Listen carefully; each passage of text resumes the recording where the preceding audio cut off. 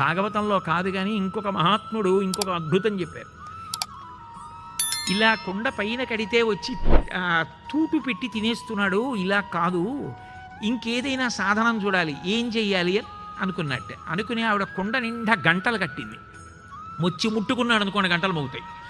గంటలు మోగగానే ఓహో కృష్ణుడు వచ్చేసాడని గుర్తు, వెళ్ళి పట్టుకోవచ్చు అనుకుని ఆయన ఏం చేశాడు, వచ్చాడు, పైకి ఎక్కాడు. ఎలా తూటు పెట్టాలంటే ఓ గుద్దు గుద్దాలి, అది గంటలు గణగణ మోగుతాయి. ఆయన పరమాత్మ దేన్ని శాసించలేడు. అందుకని ఆయన అన్నాడు, ఓ గంటలారా మీరు మ్రోగకుడు అన్నాడు. అవి మోగడం మానేసి ఆయన తూటు పెట్టి ముందు ఆయన తినడు, వచ్చిన వాళ్ళని తినమంటాడు. వాళ్ళందరూ తినేశారు, అయిపోయింది, ధార సన్నబడిపోతుంది. ఒరే నే తిన్నా, అయ్యో తినవయ్యా స్వామి అన్నారు. ఈయన గబగబా పట్టుకుని ఇలా నోట్లో పెట్టుకుని ఇలా గుటకేశాడు, గణగణ గణగణ గంటలన్నీ మోగి. అరే మోగద్దన్నాను కదా, ఎందుకు మోగారు మీరు అని అడిగాడు. స్వామి ఏం చేయమంటావు, నీకు నైవేద్యం పెట్టినప్పుడు ఇలా గంట కొడితే మోగడం మాకు అలవాటు, నువ్వు తిన్నావు కదా మేము మోగేశాం, మాకు ఇది అలవాటు అయిపోయింది, నువ్వు తింటే గంట మోగడం, అందుకని మోగేమన్నాయి. ఇది భాగవతంలోది కాదు సుమా.